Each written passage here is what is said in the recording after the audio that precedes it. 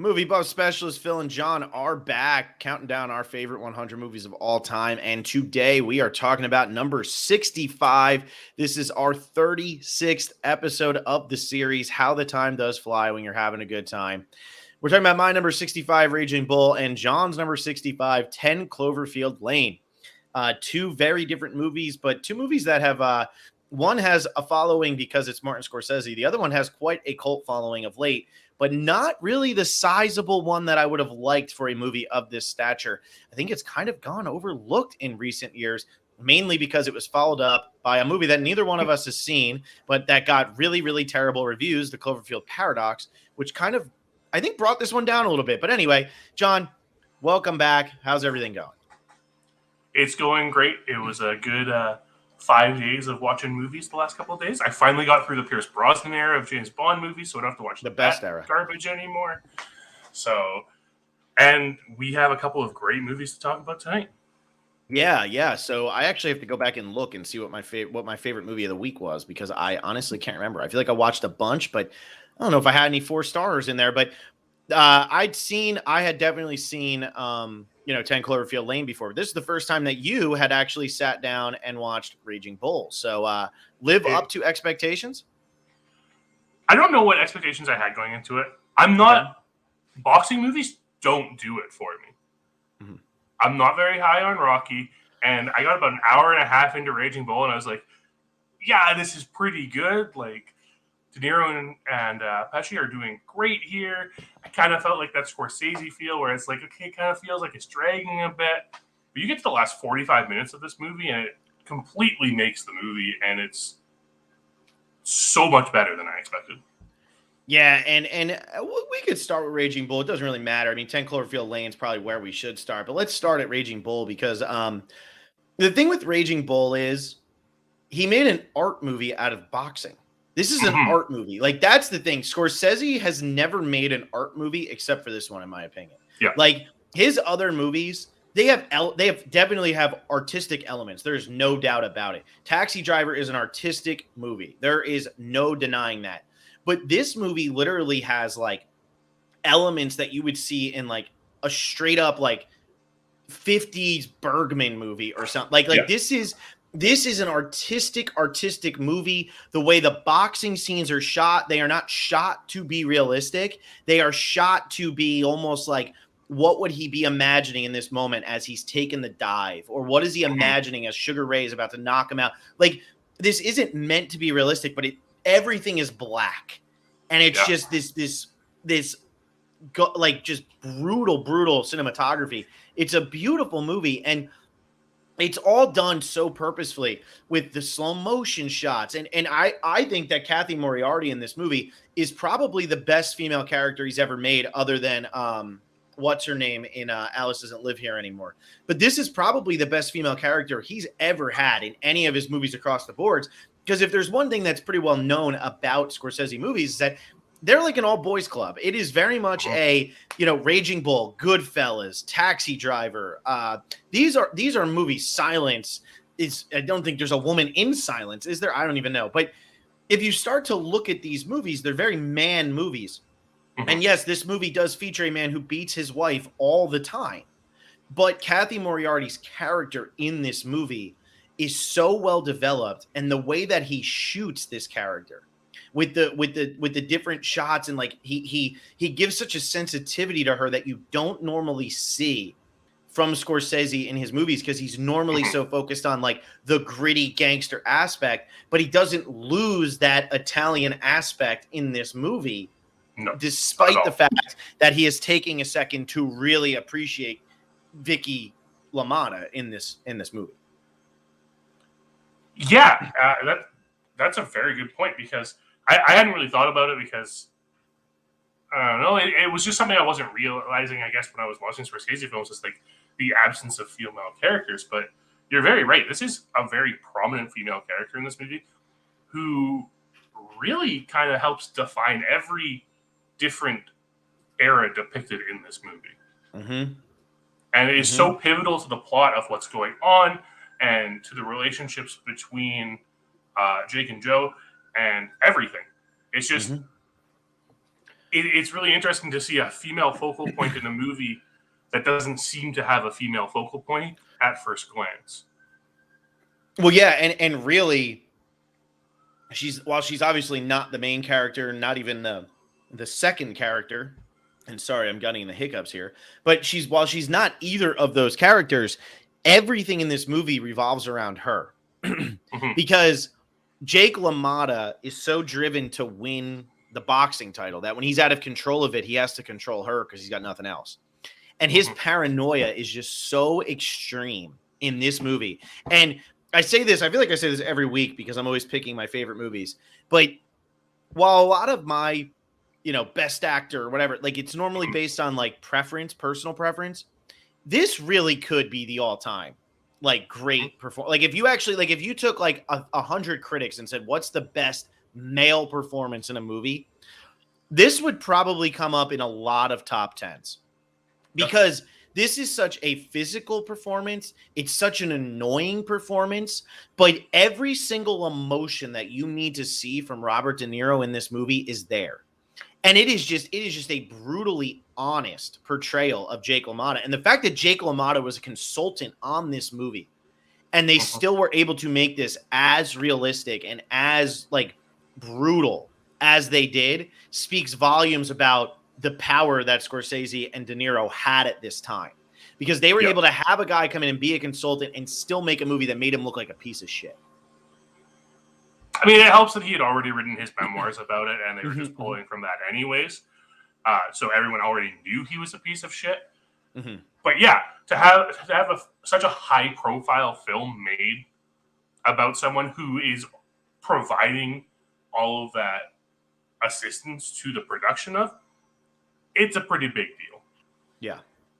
Oh yeah, because even though he wrote the memoirs, he still could have made himself look good. And exactly. There's no punch. I mean, no pun intended. There's no punches pulled in this movie. I mean, everything is there. I mean, we see him beating his wife. We see him leave his other wife. We see him, cheating on his first wife, whatever it was. We see all the paranoia with Salvi and the mobsters and with Joey, and the fact that he ruins his entire relationship with his brother because he's just a psycho. We see him trying to deal with all of these other people. We see him at the bar, like where he has no self-control at all. He's got no self-control. Yeah. And I think that's what makes this movie so good, is that it's a movie about a man who has no self-control, who beats the crap out of people for a living. They beat the crap out of him. There's blood. There's all this violence. His life is very violent. And yet Scorsese made a sensitive movie out of all of that. That is so hard to do. And all of that comes back to, and I know you said you're not a big fan of boxing movies, but this movie, yeah, he's a boxer, but this is a movie about a guy who finally is working his whole life to get to the top and doesn't know how to treat the people in his life. Essentially, this movie is Whiplash. If you really think about it, Whiplash is just taking the Raging Bull structure, and rather than making the main character despicable, it makes the side character despicable and makes the main character a little bit nicer of a version of him here, but still doesn't know how to have the regular life and mix it with this drive and determination to be at the top of his game. And it's just such a fascinating depiction. Pesci and De Niro together, it's second to none. So incredible. Oh, absolutely. Their dialogue together, all of that is just so incredible. And to watch them and to just hear them mumbling, it's got like a Cassavetes feel at some points, where she's like, the dialogue doesn't matter. They're just doing this super Italian back and forth. And got to be top 5 in the movie, but maybe my favorite scene in the movie is when Pesci is giving him advice. You do this, take her out, do that, blah, blah, blah, blah, blah. And then he turns around and says, but don't say it in front of my wife because I'm not taking her. I'm going to take somebody else. Like those scenes, and they're so authentic. Like the 1940s, 1950s Italians. Like that's my dad's whole side of the family. They still talk like this. The ones who are still alive, this is how they interact with each other. Come say hello. Like that's how they talk, and it's so ridiculous. But this movie is just a brutally accurate depiction. It's so good. Well, and that's one of the biggest things that I think helps make this movie is the fact that there's this chemistry between De Niro and Pesci in this film, and you would actually believe these two were brothers. Oh yeah. Like the way that they interact with each other, the way all the emotion put into every single conversation between the two of them, it feels so genuine in this movie. And it really does drive that movie, because like we said, like, yes, it's a movie with boxing in it, but it's not about boxing. It's about the people in this movie and their relationship. It's so impactful that as you go through it, you're heartbroken as we get further into the film, because you see it falling apart. Yeah. Yeah. And it's funny because that is like, this movie has so many layers to it. It's about the brothers' relationship. It's about De Niro's relationship with his wife. It's about De Niro's relationship with himself. It's about De Niro's relationship with the boxers. It's about Pesci's relationship with the mob. It's about Vicky's relationship with the mob. There are so many layers to all of this. And we see Joe Pesci at the one time, "You're going to make a fool out of my brother." And he starts slamming his head in the door. And one of the funniest scenes when he's sitting there, "You never told me about that time at whatever. Oh, you mean the time where I was slamming his head and I was kicking him and I was hitting him with the door?" Like, just like reliving it, like laughing about it. But yeah, you see him stand up for his brother, but you just see De Niro's paranoia the entire time. And who knows? I mean, we now live in an era where like we have all this stuff with brain trauma and all of that, CTE, whatever's going on. You're getting pummeled for a living the way that Jake LaMotta was. Who knows? You never know if he really did kind of lose it as he was going through all of this. I mean, you just never can tell. So, yeah, but there's so many layers going on here to the relationships in this movie, and it's 2 hours and 9 minutes. Not an overly long movie, but it's able to put all of this in and tell a story that spans 23 years. That's an impressive feat for how short this movie is. Especially for a Scorsese film, which are not usually this short. No, not at all. Yeah, it is quite impressive. And like I said, it's the time spent in the last 45 minutes of this movie, from about like the championship fight against Sugar Ray to the end of the film, that I think really move things along and really just hammer home everything this movie's trying to be. Yeah, no, I agree. I think I wish Scorsese isn't, I think of Scorsese a lot more highly than I think of Spielberg, but there's still times where like Scorsese disappoints me. I think Goodfellas is overrated. I really do. I think Goodfellas, the third act of Goodfellas does nothing for me. I don't like it. I think it's overblown. I think it's just, it's pretentious. And in a lot of his more recent stuff, he's hit or miss. Silence, no, there's nothing going on there. Hugo, I hated Hugo. The Irishman I thought was okay, but it was over long. Like, but man, back when he was making Taxi Driver and Mean Streets and this movie, he had such a rhythm to what he was doing. But it's almost like he became so invested in the gangster element of things that he stopped being invested in the human element of things.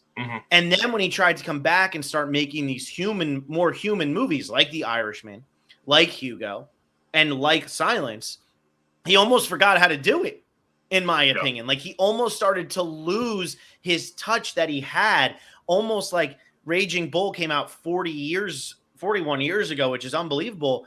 But this is really what it was like. And that movie was about a time period that was 40 years before that. And it feels like it's all very accurate to the time, whereas now everything feels like it's stylized just for the sake of being stylized, or it's too mundane or whatever. He found a way to make the mundane moments so stressful. Everything in this movie is stressful. Every scene in this movie is uncomfortable. There's not a single scene where you're like, I can take a deep breath. But most of this movie is human beings just having conversations with each other. That is so hard to do, to make an audience feel that uncomfortable when you're really doing nothing except talking for most of the movie. Yeah, absolutely. And those are some of the movies that I enjoy the most, is those movies that are tense the entire way through, that you have to be engaged with it, because if you're not engaged with it, then you're just not associating with it at all. And Raging Bull doesn't give you an opportunity to be disengaged. And I think a part of that comes down to Scorsese's decision to shoot this movie as if it were a movie of the time it was set. And it's very clear right from the beginning that that's the style Scorsese's going for here. And because of that, it feels almost more like you're there, and it's like more like a newsreel of explaining the events rather than just a film portraying characters. Well, yeah, and even like if you really think about it, and when we get to the Deer Hunter, which I have at number 1, that's a war movie that has maybe 15 minutes of war in it, and it's 3 hours long. And this movie, when he's going through the fight after fight after fight, all that Scorsese does is he takes it, he makes it so that the score, which is beautiful, and it's not an original score, but it's beautiful.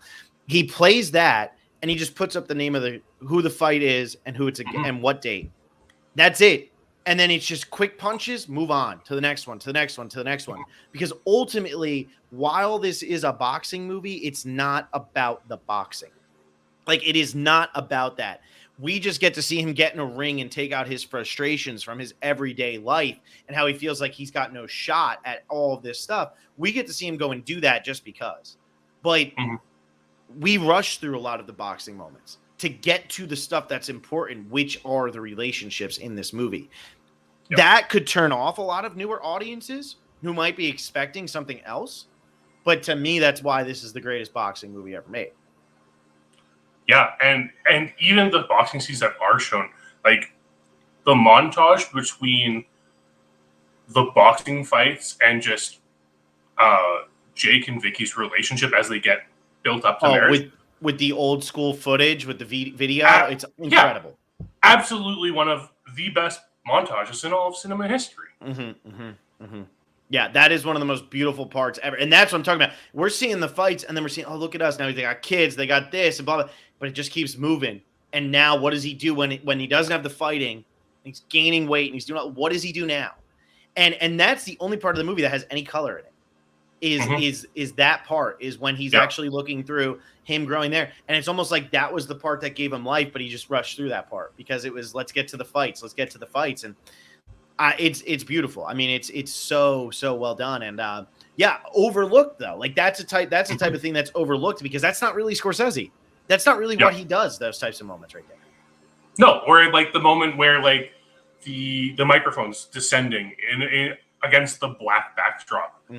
There's so much art in this film that you're just not used to in a Scorsese film because it's there, like he can do it, but it isn't presented in the same way where it's like, this is the point of this shot. Yeah, I think that's the best way to put it. That's the point of a lot of this movie is, okay, what's going, like, the artisticness to it. And this movie was monumental for filmmaking in terms of some of the shots and techniques and things like that.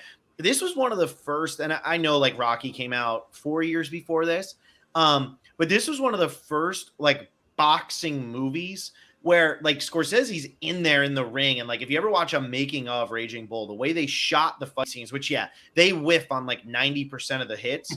But if you watch the way they filmed it and what they were trying to do with it, as if you're one of the boxers or you're the referee and you're following them around the way a ref would follow. And the shots of zooming in while they're sitting there and the camera coming down the hallway when they're walking, that hallway track. So here's something for you. And I know you haven't seen Magnolia yet, but I would not be surprised. And I don't know, PTA's probably already come out and said this. I would not be surprised if this was one of the most influential movies of PTA's life.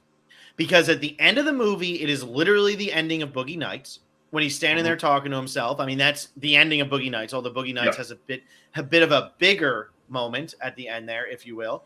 And the tracking shot down the hall when he's coming out to fight for the title. And it takes you all the way down. That is exactly what he does in Magnolia when they go into What Do Kids Know, or whatever the name of the show is in that. It's the same thing.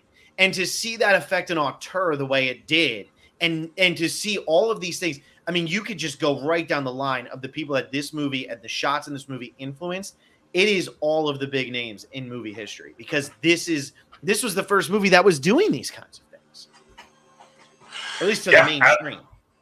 Yeah, absolutely. And then for it to get the response it gets to of actually being a popular movie that's doing these, like taking these risks cinematically and then putting it out there with, big name actors, a big name director. this movie was a risk, and it all paid off in the end. Mm-hmm. Yeah, yeah, and you have to think, like I was saying this the other day. De Niro's run from The Godfather Part 2 through Raging Bull, where he did The Godfather Part 2, he did Taxi Driver, he did The Deer Hunter, and he did Raging Bull. He made 4 of the greatest movies of all time in 6 years. Yep. 4 of the greatest movies of all time in 6 years. People aren't doing that anymore. And to see him evolve, going from what he was in The Godfather Part 2 to now this physical performance where he put on 75 pounds for this movie. He was between 145 and 215. That is insane. Like, that is crazy. But he was at that point in his career where he was going to do that. And interesting with this year, and I have Ordinary People actually higher on my list, although most people would tell me I'm an idiot and that Ordinary People is nothing compared to this movie, which is fine because I like Ordinary People more. But there was no way De Niro was going to lose, but everybody loved Timothy Hutton in Ordinary People so much that even though Timothy Hutton is in the movie of Ordinary People pretty much as De Niro is in Raging Bull, they moved Timothy Hutton to supporting actor so that Timothy Hutton could win the Oscar. And they like pushed him as a supporting actor person, even though he totally is not, and he totally is the main character. But they were like, well, it's an ensemble because there was no way Timothy Hutton could beat De Niro for this physical performance and how hot De Niro was, and coming off the loss for The Deer Hunter, where it was John Voight who beat him in Coming Home. Mm-hmm. Yeah, and even then, like Joe Pesci's performance in this movie, for a lot of it, I was like, Pesci might be doing a better performance than De Niro too. Mm-hmm. And then he kind of gets screwed out of the award because of it. But I don't know. That was a tough year though, man, because when we watch Ordinary People, you'll see Judd Hirsch or Joe Pesci got screwed out of it. Because Judd Hirsch is the real supporting actor in Ordinary People, and he couldn't win because he was going up against the lead actor from his movie that year. Yeah. Of course. So, but that's my big thing there. So I'm looking this up right now. The one area that I will say it's just inaccurate is Robert Redford did end up beating Scorsese for director, and that's just one that's not right. Like everything else, I'm fine with. I love Ordinary People. I think it's a better movie, but there's no way Robert Redford should have won over Scorsese because, like I said, he just made something out of this movie. He just made something out of this movie, and it's crazy. It really is unbelievable. Yeah, it is, and it's the biopic, and like this is Raging Bull. If made today, is kind of the type of movie people would say, "Oh, that's Oscar bait." But it wasn't. It's not. It's just a movie being made the way the director envisions it. Yeah. Right, and it's just. Yes, it has the killer cast. It's a biopic. It's stylistic and artistic in all the right ways. But you can tell this movie isn't made just for awards, right? And the fact that Scorsese didn't get a Best Director award for this is pretty criminal. Yeah. Oh, absolutely. And as somebody, I think Ordinary People is in maybe my top 25 or top 30. I'll have to look it up. It's definitely up there. Like I have that up there. It's kind of like Shakespeare in Love over Saving Private Ryan. I like Shakespeare in Love a million times more than Saving Private Ryan. I think Saving Private Ryan totally falls apart after the first 45 minutes. It doesn't take long. And then it falls apart. And then the ending is a big wowing ending. But the dialogue and whatever is nonsense. But if John Madden would have came out and beaten Steven Spielberg for Best Director, that would have been a joke. Like that would have been because it's just not true. And that's kind of what this one feels like, like that's, like it should have been Scorsese. It should have been Scorsese. I have, where do I have Ordinary People? I have Ordinary People episode number 64. So was that 36, 37, something like that. So up there. Raging Bull should have won Best Director. And Jordan Alford makes a really good point here about how we were talking about it, how we're showed that Lomato's a terrible person this entire movie. But at the end, when he's just at his absolute lowest, you feel for him so much and you care. And it's absolutely incredible when a director can make you feel that way about a character you despise. Yeah. No, that's an incredibly hard thing to do. And it's almost, what's funny about this movie is we never see Jake LaMotta's family. like his parents. We never see where he came from or anything like that. And yet, we almost feel like this isn't his fault throughout the movie. Scorsese does something where it almost feels like he doesn't want this to be how he is. He wants to be different. He wants to try to be better, but there's something in him that's almost like inherent from somebody, from some part of his upbringing that he just can't shake. But we don't know what that is. And yet by the end of the movie, when he gets arrested and he's doing, you feel so bad for him. But why do we feel bad for this monster? Because maybe he's not, what is it about him that is not monstrous? That's the hardest part.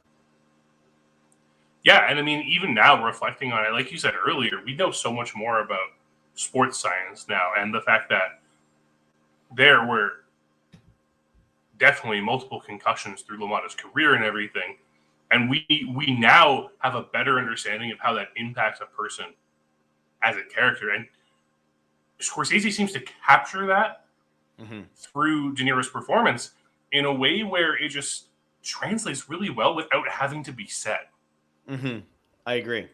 Yeah, I do agree with you. And man, it's a hard watch, but it's a conflicting watch. And I think that's the weirdest part about this whole. You feel conflict. I mean, at the part where he beats the crap out of Pesci, he hits Moriarty. Moriarty comes walking in. She starts packing her stuff, and she's got the thing, and he starts complaining. You don't feel bad for him, but then when she takes him back, you're like, you're such an idiot. What are you doing? And yet, then when they're together, you're rooting for them to work out. It's such a bizarre feeling. Like, why do we feel that way while we're watching this movie? Why? I don't know, but we do. A lot of it comes down to the presentation and everything, right? And that's what makes a movie so good, though, is when it can manipulate your emotions that way so that you feel exactly what the director wants you to be feeling at that exact moment. Yeah, absolutely. Absolutely. And you definitely do in this movie. Like, you definitely do. Yeah, I don't believe Kathy Moriarty was nominated. I'm looking now. She was nominated. She lost to Mary Steenburgen. I didn't even know Mary Steenburgen ever won anything for Melvin and Howard. So there you go. But yeah, this movie has 1980 slapped on it, but this is such a 70s movie, and I love that. Yeah. So anyway, but yeah, like Jordan Alford put it in here, and I think somebody else put it up there earlier. But You Never Got Me Down, Ray, is one of the best parts of this movie because it just shows that's what it was all about for him. He might not win and he might not get his shots the way he deserved to get his shots, but you never got me down. You never get his eyes are all puffed. He can't even talk. You never got me down. And nobody, he said, I never go down for anybody. I'll go against the ropes. And that scene where he's crying after he finally gets his title shot, but he's got to blow it because of what's going on with the mob and everything like that. And they got to get the odds right. And he's crying and then everybody else is crying. It's unbelievable. I mean, it's just so well done and it's so heartbreaking. And to make you feel heartbroken for multiple characters, you feel heartbroken for Jake LaMotta, Joey LaMotta, and Vicky LaMotta all in this movie. Yeah, absolutely. It's not easy. That is not easy at all. Yeah, especially when like Jake LaMotta is a character that's so inherently selfish throughout most of the movie. Yeah. The entire movie, I would argue. And when Joey LaMotta does, confront the mob about the fact that Vicky's there and everything. And then even all those years later, refuses to tell Jake what it was about. Yeah. It really just goes to show how much this is why I really like Joe Pesci's performance in this movie, because I felt like Joey's just such a likable character because he is only doing things for his brother. The entire movie.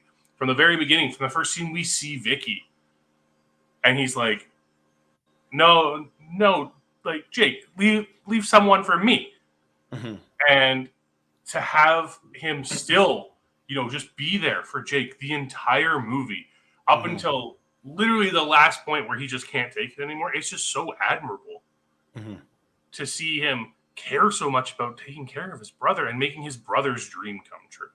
Yeah, because it's kind of his, and we see this in like a movie like The Fighter, which came out in 2010, but it's the same thing with Christian Bale. He can't do it himself. He's living through Mark Wahlberg, and that's when you start to get a lot of emotion in these movies, though, and that's why like I love Rocky, and I know you're not big on it, but I love Rocky, and like I always like the Mickey in that movie because he's done. He's washed up. He's an old guy, but he can make this happen through Rocky. And that's why I think boxing movies are compelling, is because they have the weight of the world on their shoulders because they're out there by themselves. Yeah. They're out there by themselves, and you know that they're putting their body through absolute hell. And that's why they're so compelling to me. Yeah, that makes sense. All right, well, let's jump over to what the best movie you watched this week was. I know it was a short week because we did Akira, I think on Thursday? I mean, we did Akira Wednesday? Not too long ago. Yeah. So, what do you got? Well, after you mentioned it last week, I decided to watch Slither this week. And I was sitting there and I was like, wow, that place looks really familiar. And then I realized it was because I lived down the street from it for 20 years of my life. So that was a nice thing. It's a great movie, but I finally watched Tokyo Story this week. Oh, yeah? See, I still haven't gotten to that one. Oh, I know. Oh, my God. That movie is absolutely incredible. Is it as brutal?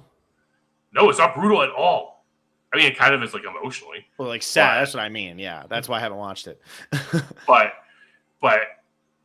I went into Tokyo Story not knowing anything about it, and I'm so glad I did. It wasn't... I don't know what I was expecting, but it was absolutely beautiful. Every single minute of it. I was so enthralled with that film. Mm-hmm. Yeah, I'll have to check that one out. That's been on my list forever, and I keep saying I'm going to watch it, and then I never end up watching it, so I'll get there eventually. But I really want to. The best one I watched is Cloverfield. I only watched a couple since I've watched 4 movies since that day because it was only a couple days ago. But it was Cloverfield. I mean, I rewatched Cloverfield. It's the first time I've rewatched it in a long time. When I saw that movie the first time, I went on opening night and I sat in the second row of the movie theater. I have no idea how my 16-year-old self didn't vomit all over the place because watching it on my small TV in my apartment, I felt like I was going to puke. Such a great movie, though. So entertaining.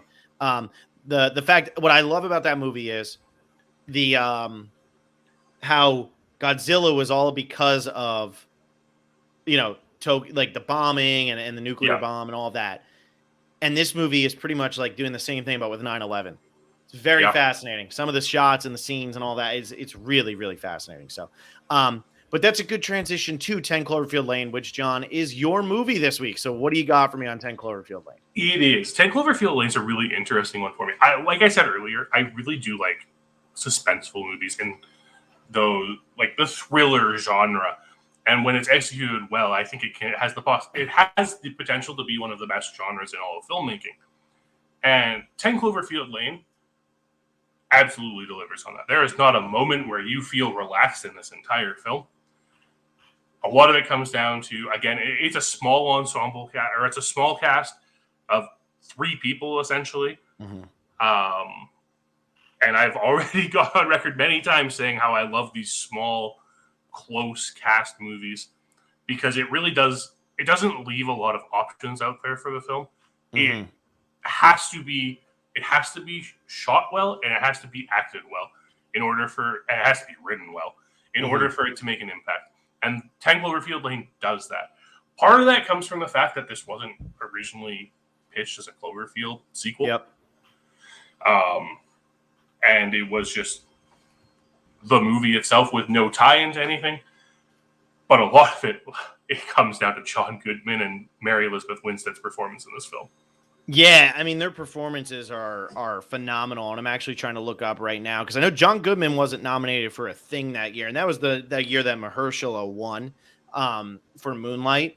And you had Jeff Bridges, Hell or High Water, Michael Shannon, Nocturnal Animals, Lucas Hedges, Manchester by the Sea, and Dev Patel for Lion, which he was the lead actor in that movie.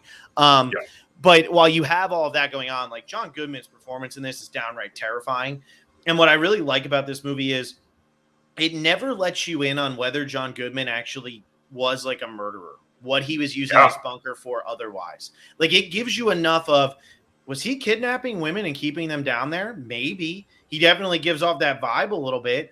But also everything he has done so far for Mary Elizabeth Winstead in this movie has been done for her benefit. Everything in this movie is done for her benefit. And he's not lying to her really at all this entire movie. Well, and that's what's so fascinating about this movie is it has you questioning the entire time. It's like, okay, is he just a psychopath? And he is literally wants to have this girl and care for her like it's his own daughter and have that type of relationship with someone and eventually he's going to kill her? Is he making up everything about, a nuclear war or a chemical weapon being used? Is any of this what he's saying real? And that's what adds to the tension in this film is you don't know what to believe the entire time, especially as John Goodman's character continually says things throughout the film and reveals more of the truth. Where it's like he sounds batshit crazy when he's first introduced and saying, "Oh yeah, this happened," but then, and as you go further along, you get to the point where he's like, "Michelle, I have to be honest with you. Like I crashed into you," and then you're like, "Well, now is everything he said correct or false? Like where is this line of truth in this film?" And that's what you're seeking the entire way. And that leads me to one of my biggest questions about this. Does the name of this movie ruin the twist at the end? No, I don't think so, because I think that the entire story, if you looked up the entire movie before you went and saw it and it was like, oh my God, this, that, and the other thing. But at the end of the day, them naming this 10 Cloverfield Lane to me is just like, okay, while Cloverfield is happening, or not even while it's happening, but Cloverfield also. So do you know? So this is fun. Do you know why Cloverfield was called Cloverfield? No, not off the top of my head. Because J.J. Abrams, his studio or his thing down in Santa Monica, California, the main road that goes past where his studio was located is Cloverfield. Oh. That's the name of the road. So it was Untitled Cloverfield Project. They make it Cloverfield and then 10 Cloverfield Lane. So the way I looked at it coming into this movie was it's just another movie where, you don't really know what's going on.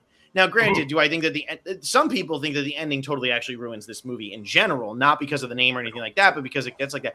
But I totally disagree because by having this ending be what it is, you're saying this entire time that John Goodman wasn't a bad guy. And I think that's really fascinating because you're still left wondering, what did he do wrong? What did he do right? And all of that. But you still know that he was doing what was best for all of them and that he was right. They needed to just wait a little bit longer because you even hear we're taking back Houston and all of that stuff. He's not lying about any of that. And so I think it actually makes it more compelling because the entire movie, you are in the shoes of Mary Elizabeth Winstead. In the entire movie, you are sitting there watching this all take place as if she was taking place. You're terrified. You start to believe him. Then you start to doubt him. Then he kills the other guy. And you're like, what is going on here? Like, this is a bad person. But then he's like, look, he said he was trying to harm us. He was making a weapon. We can't have that in here. All for her to finally escape, to kill John Goodman, get out, just to find out that he was telling the truth the entire time. And now she just blew up the bunker that could have saved her life.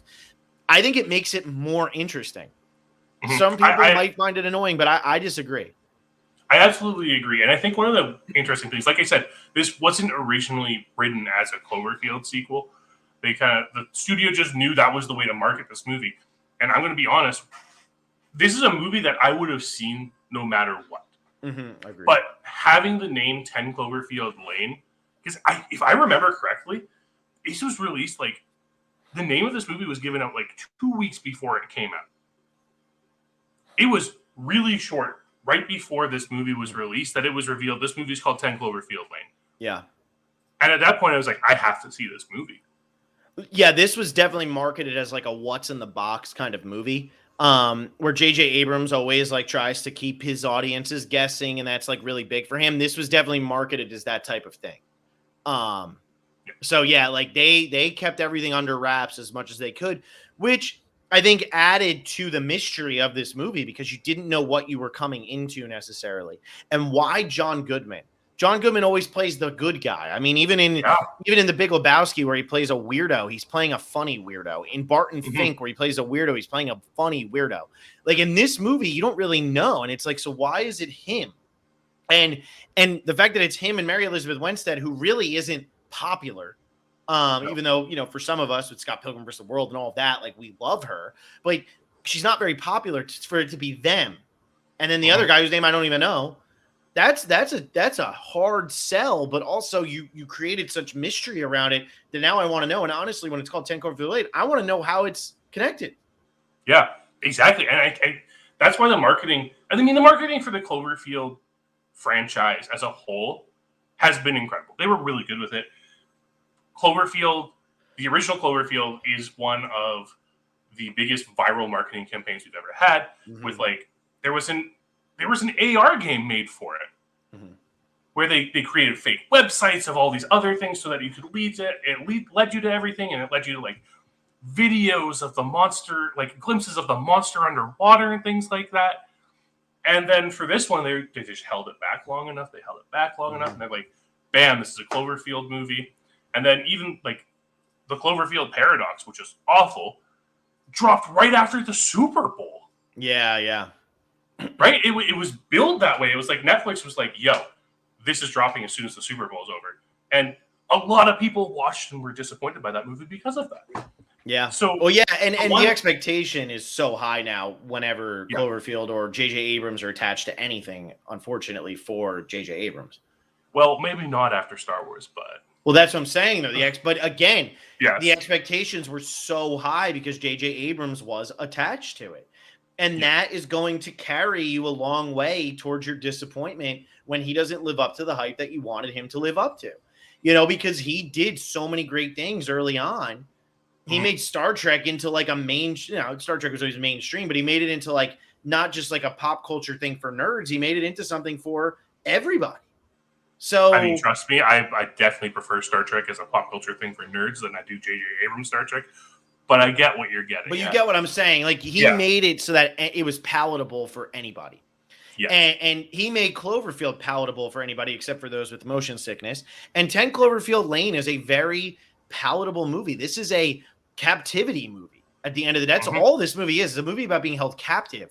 And it's about Stockholm Syndrome. You start to appreciate this guy. He's a nice guy, but you still don't know. Until you walk out that door, you're never going to know. But you're being told that if you walk out that door, you're going to kill everybody. Well, and it's really interesting having this movie come out. This is 2 years after Room? Wasn't right? it? Room was 2014. That's a good question. Hang on. Room 2015 was Room. So 1 year. So it's the year after Room. We just had incredible captivity movie come out the year before this, and we have another one. Mm-hmm. And it's such a different captivity movie because whereas Room kind of dealt with the fallout of everything afterwards and the emotional growth and everything, this one's just about trying to figure out the situation of being held in captivity. Yeah. And like you said, you're just put in Mary and Michelle's place the entire time, where it's just you're trying to piece things together, trying to figure out what's going on. And especially when Emmett comes along and says, no, I willingly came here because I knew this was here and I knew I'd be safe here. There's every little piece of this movie just builds it into this idea of you can't tell what's real and what's not real. And that's the scariest part of this movie. Yeah. Yeah. And that's what works about these types of one location thrillers. When they're done right, there's nothing more compelling. I mean, Rod Serling made an entire career off of this with The Twilight Zone. So many of his movie or of episodes of The Twilight Zone are literally just 4 people in one location. A woman wakes up with a thing over her head because she just had surgery to make her look pretty. A man is at the end of the world, reads books. They're all very small. And that's a lot of the time it works with thrillers and sci-fi and things like that because the tension is there if you have the right actors. And in this movie, they have the right actors. They have the right story. And this screenplay is impeccable. This screenplay is so good with the twists and turns and keeping the suspense up, even as the movie is starting to kind of become something different than what you might have anticipated early on. It's brilliant. And it didn't get nominated for really anything, but this was a phenomenally written movie. It's also a phenomenally well shot movie too. The opening sequence of this film tells you everything you need to know about Michelle. And we don't get any words until she answers the phone. And even then, we still don't hear anything from her. But we know everything we need to know about Michelle from those first opening minutes of this movie. Mm-hmm. Yeah, this director, Dan Trachtenberg's never done another movie. He's only done a Black Mirror episode. He's done an episode of The Boys, and he's done an episode of The Lost Symbol. He's never done another movie. This is the only movie he ever made. Yeah, which is crazy when you consider how good this movie really is. Especially, there's the scene where he does kill Emmett. Mm-hmm. All three characters are never on camera at the same time in that scene, and we're always switching between two of them at a time. And it's really just demonstrating the relationships each of these characters have with each other. Mm-hmm. Yeah, no, you're right. You're absolutely right. And the camera movement and keeping it all kind of offline and everything like that. And what's crazy is then you get to this this writer, Josh Campbell, and he hasn't done anything since. Like he did Notorious Nick, which was like, or I'm sorry, Horizon Line, which I don't even know what that is. But like he hasn't done anything that's really brought him anything. And it's like you wonder how could so many good things be working together at one time, and how much of an impact did it really have that it was J.J. Abrams being able to put his thumb in this and say, yeah, it's a Cloverfield movie now. Did it actually make everything better because it made it more compelling? Because it, like, while you were saying, does it make it worse because it ruins the twist at the end and all of that, maybe, but does it actually make it better because you're waiting for the other foot to drop the entire time, and that suspense is there because of the title? That's a very good thing. And the other question is, like, without J.J. Abrams being involved, like, do you get someone like John Goodman in this role? No way. Giving arguably his best performance ever. It's his best performance. Yeah, it's his best performance. It's the most compelling performance. He's funnier in all these movies, and he does great stuff with the Coen brothers, but this is his best performance. Yeah, he's just since the moment he's introduced in this film, he is the film. There's just so much of him in the film, and his presence is so felt in this film. And his moments of being so caring, contrasting with his moments of being absolutely terrifying. Mm-hmm. It's an all-time performance. Yeah, sure. It's great. It's great. And I think it also helps that it is John Goodman, because John Goodman is such a lovable guy in so many movies that to see him kind of change character like this, you always are used to rooting for John Goodman. Very rarely is John Goodman the bad guy. So you're always used to kind of rooting for him to succeed or to win or to do whatever he is. And with that, you know, they know when they're casting a movie that that's what we're thinking as an audience. They know that that's something that's going through our heads as we sit down and we watch this movie. And I think they really subvert the expectations with him very, very well in this. And it also helps to make him more interesting, I think. I agree. There's so much more that goes into casting than just like picking an actor who can act. And like you said, the expectation of John Goodman is not that he's this terrifying character, that he is this character who has this presence that demands attention, and like he'll rip your head off at any moment. And it's that subversion of expectation, taking from real life and putting it into the movie, that can help enhance the film. Mm-hmm.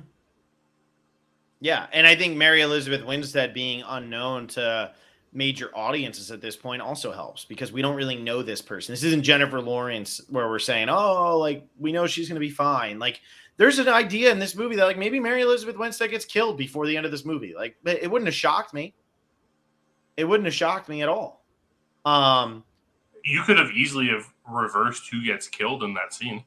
Mm-hmm. Mm-hmm. They would have just needed to build up, it's John Gallagher Jr. They would need to build him up just a little bit more throughout, but they definitely do a good job with them working together, with John Goodman having his moments of really like breaking down. The dinner scene where she touches his hand and he starts screaming.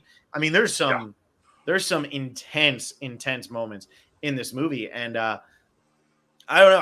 I love the way that it works its way through the story. It takes its time. It reveals what it wants to reveal as it needs to. Her crawling through the pipe to get to the place where it now says, help me. What's going on here? When the woman appears outside the door all burned and stuff, you're like, wait, he's not lying. Like, there's so many great little things like that throughout this entire movie that just make it so interesting. like nonstop interesting. And you know, that's ultimately like what I think sets this one apart from other movies of the genre that have come out in recent years, like these like crossover sci-fi-ish thriller movies. Mhm. They either move too quickly or they don't move quickly enough. You know what I mean? Like they either like keep you in the dark without it feeling like they should be keeping you in the dark. This movie works because we're being left in the dark like Mary Elizabeth Winstead. They're not Yeah. purposely not saying things. Like I hate in a movie when it'll be like, "Oh, you know," and the person does know, but they're just not telling the audience because they want to keep it a secret from the audience, but the two characters know. Like I don't like that. But this movie, we're learning it as she's learning it, so it's purposeful. I hate when movies don't do that. And a lot of movies in recent years of this genre will purposely leave out that one line of dialogue just so that there can be a twist at the end. That doesn't work because that means that the rest of your story is crumbling in the house of cards. Well, I mean, there's a reason why dramatic irony is a thing in literature, right? And it's the fact that it makes more sense for the audience to know things that the characters don't than for the characters to know things that the audience doesn't. Absolutely. It's just into what the audience thinks that way. And then we do have this twist where all of a sudden, yeah, he was right. The world's coming to an end and there are aliens. And we don't even know, as people who are seeing this movie, knowing it has Cloverfield in the title, we see these aliens as like, these are totally different than the alien in Cloverfield, though. Yeah. So how is that? Uh-oh. And then we get towards the end of it. No, am I back? Yeah, you're back. You're back. You said it. There was that, and then I didn't hear you after that. Well, there was that, and then like we get to the conclusion where she does drive away, and she hears that like they've taken back the southern sea or the southern shoreline, and like they need help in Houston. And you're like, okay, but these are totally more sophisticated aliens than the giant kaiju that just attacked New York. Are these well? And then it leaves you. Yeah, and if it is actually related to Cloverfield, the original, was this happening at a later time, and that was just the big thing that was happening in New York, and then this was happening elsewhere? Because when in Cloverfield, because it's the found footage film, we're only seeing what's happening in New York, and we're only hearing about the original things that are happening in New York. We don't know what's happening around the rest of the country. We never hear that. So it very well could be that it's happening elsewhere too. After they bomb everything in New York, then they're able to go and figure it out elsewhere. But yeah, the fact when she comes out, it's all in Louisiana and they're talking about it in Houston and blah, blah, blah. That has nothing to do with anything that we saw happen in Cloverfield, the first movie. Yeah.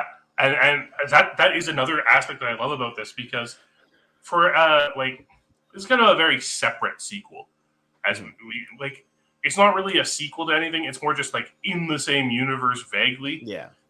But it left so much potential for where this could, which I think is why everyone was kind of disappointed with the Cloverfield Paradox. Well, yeah, I mean, I think Netflix just wanted to push something out as quickly as they could. And I've said this before. I think pretty much anything Netflix makes that's in the English language is bad. I mean, most of their stuff is terrible. A lot of their foreign stuff will be good because they're buying the rights for stuff that wouldn't get theatrical release but should be coming out in America. And so they'll buy the rights, they'll put it out in America, and it'll be good. But a lot of the English stuff they make, they just get a big name director with a big name actor, and they bloat the hell out of it and make it 30 to 45 minutes too long, and that's the end of that. So yeah, I don't know. Like there's just certain things that they do that just doesn't work for me, and yeah, that's part of it. But with this whole escape scene, we get to the point where Michelle, when she rips her suit, it's a whole nother level of tension in this film for the first time. And she's like panicking, trying to duct tape it again. And then she kind of realizes, oh, wait, I'm okay. And she takes the mask off. And you're like, oh, yeah, it's okay. What's going on? Like, why was this woman earlier in the movie burning? Like, her face was burning off. What was going on with that? And then as we get further and further into what's happening then, where, like, we see the alien drop and come after the car. And then we see the alien ship come in with a green mist pouring out of it. Like, oh, I guess that's what tore everyone's flesh apart. Yeah, exactly. That's what ruined the flesh. It wasn't necessarily anything else. It's just the flesh. You know, they're just that's all it is. It's just this alien is doing it, not the air. You know, there is an attack, but it's not making the air poison because people are obviously able to fight and all of that. John Goodman's still not wrong for making them want to hang out in a bunker, but it's not what he thinks it needs to be. Like, that's really what that one comes down to. No, and that again is what makes John Goodman's character so good in this movie, is because his paranoia. It's because his paranoia. We see his paranoia in our world already. Mm-hmm. Mm-hmm. We know there are doomsday preppers out there who do this exact thing. Mm-hmm. So it's not even like his character feels out of place because we know these people exist. Yeah, doomsday preppers are weird. That's just the truth of the matter. Doomsday preppers are weird people. But if doomsday does hit, you're also going to wish you were a doomsday prepper. That's the funny thing. But most of us aren't going to see doomsday in our lifetime.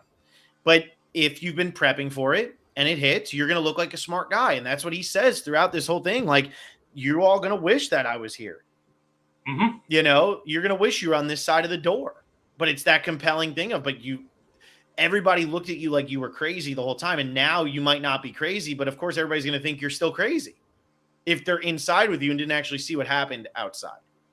It's just this fantastic dichotomy that we get through the entire film. Mm-hmm. It truly is just wonderfully written characters. And just like Raging Bull, the relationship between the characters in this movie help reinforce these individual characters so much. Yeah, I totally agree. Yeah, it's an interesting one, and I wish they would make more movies like this, but they just don't. They just don't, like, you know, like when I talked about The Platform last week, that was a Netflix movie. That was like a Spanish language Netflix movie. Yeah. Very much the same, like where it's a very contained movie. It all takes place in this prison, but it takes place on like one floor at a time. We never really get to get outside of the prison. Those claustrophobic type movies, like, they'll always ramp up the tension if they're done right. They really will. You're going to get a bad one like Underwater, the other TJ Miller, Kristen Stewart movie, where they try to they get rid of the first act. There's just no first act. And like, now it's just literally like bodies dropping. Yeah. You don't care who they are. It's just whatever. But if you can build up some sort of backstory literally in 5 minutes, like this movie does, that's more than enough. We know she's broken up with her boyfriend. We know she's driving away, and we know she got in a car accident. We don't know anything else. We don't need to know anything else to know that, like, she's not a bad person. She's not a crazy person. And something bad might be happening to her right now. Did you know who played the boyfriend in this? Yeah, it's Bradley Cooper. Yeah. So another big name just attached to this movie for literally 2 lines. Yeah, just to say, like, whatever it was he needed to say, which wasn't much. Yeah. Yeah, I know. I love it. I love when you have all the money in the world, you can pay somebody $1 million. Was it Wes Craven got paid $1 million to say Wes Craven Presents on some crappy horror movie? That was like, their budget was like $1.5 million, and it was $1 million to put Wes Craven Presents on it. Like, yep. That's how this works, man. That's how it works. Bradley Cooper probably got paid a lot more than we're ever going to see in our lives for that role. Yep, probably. So, you know, good times. But yeah, I mean, that's what I got about 10 Cloverfield Lane. I mean, that's just, I think it's a great movie. I think it's super entertaining. I think it's one of the best hidden gems of the last decade for sure. I think a lot of people forget about that movie, and it's so good. Mm-hmm. Yeah, it's just a movie that either you don't like that type of movie, so you never watched it. You didn't watch it because you heard Cloverfield and you thought, oh, that's that movie that made me sick back then. Mm-hmm. Mm-hmm. Or you heard Cloverfield and thought, aliens. What do I want aliens for in a movie like this? But if you haven't watched 10 Cloverfield Lane, you should give it a watch. It's not really your type, because John Goodman's performance in it is enough to make you want to watch this movie.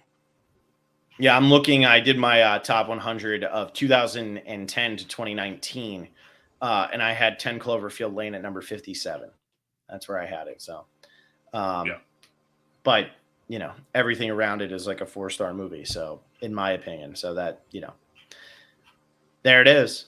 And I'll be honest with you, I had Inception ahead of it, and I would drop Inception behind it for sure now. So, yeah, there you go. Already moving it up a spot. So there you go, John. You're welcome. Woo! You're welcome. All right. Well, next week we are going to be talking about Scream. That's John's movie from 1996.